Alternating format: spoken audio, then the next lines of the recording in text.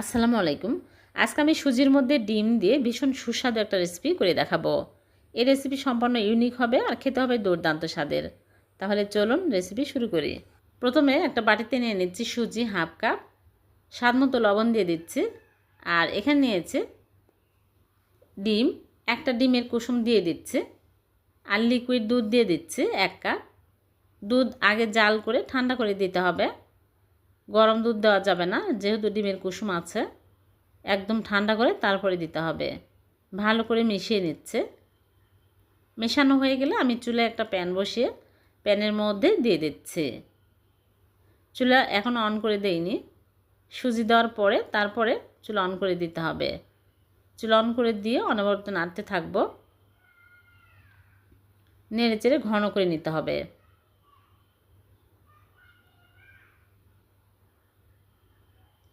এরকম ঘন টাইট হলেই হয়ে যাবে। এর চেয়ে বেশি শক্ত করা যাবে না, তাহলে শক্ত হয়ে যাবে, খেতে ভালো লাগবে না। এই অবস্থায় এখন চুলা থেকে নামিয়ে নিচ্ছি, নিয়ে প্লেটে ঢেলে ঠান্ডা করে নেব। ভালোভাবে ঠান্ডা হয়ে গেছে, এখন মথে নিচ্ছে। হাতে ঘি লাগিয়ে মথে নিতে হবে। এই ডোটা যদি শক্ত হয় তাহলে মিষ্টিও শক্ত হয়ে যাবে। নরম করতে হবে, এরকম নরম করে বানিয়ে নিতে হবে। তারপর অল্প অল্প করে নিয়ে এরকম ছোট ছোট করে আমি রসমালাইয়ের শেপ দিয়ে নিচ্ছি।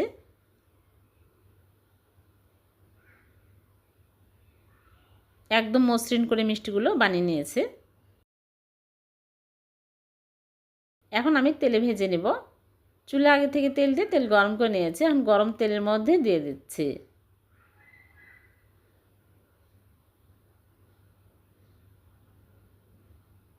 গরম তেলের মধ্যে দিয়ে আমি ভেজে নেব। বেশি কড়া করে ভাজা যাবে না, হালকা করে ভেজে নিতে হবে।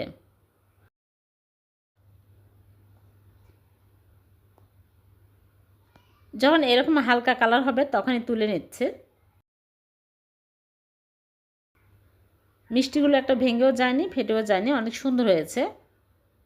সবগুলো মিষ্টি ভেজে তুলে নিয়েছি।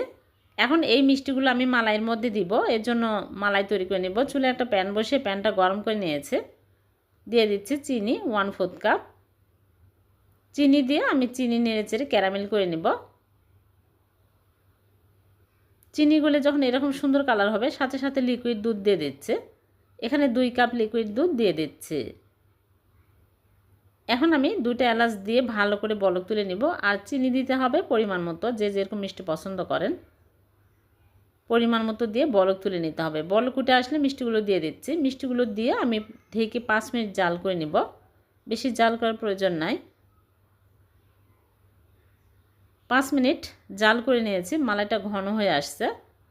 এই অবস্থায় এখন আমি ঢাকনা খুলে চুলা থেকে নামিয়ে নিব। অনেক সুন্দর কালার আসছে। এখন চুলা থেকে নামিয়ে ঢেকে রেখে দেবো ঠান্ডা পর্যন্ত। ঠান্ডা হলে পরিবেশন করে দেখাবো। ফিরে আসলাম ঠান্ডা হওয়ার পর।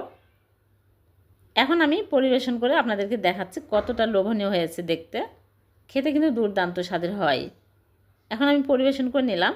হয়ে গেল সুজির মধ্যে ডিম দিয়ে মজাদার রসমালাই। এই রসমালাই খেতে দুর্দান্ত স্বাদের হবে। আপনারা বাড়িতে একবার হলেও বানিয়ে দেখবেন, অনেক মজার হয় খেতে। আর একদম নরম তুলতুলে, মুখে দেওয়ার সাথে সাথে হারিয়ে যাবে।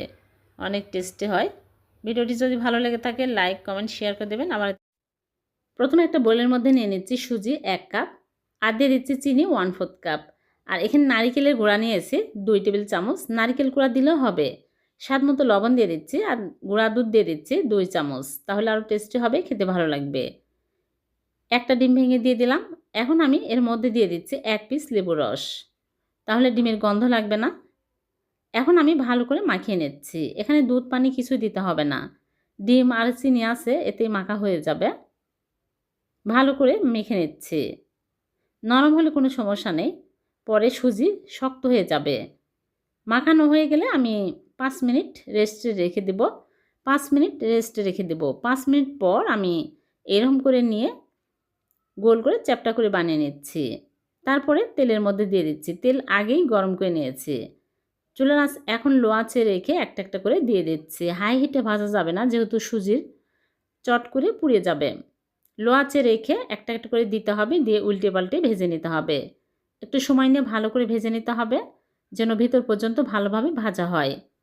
হাই হিটে ভাজলে কিন্তু চট করে উপরে পুড়ে যাবে আর ভিতরে কাঁচা থেকে যাবে।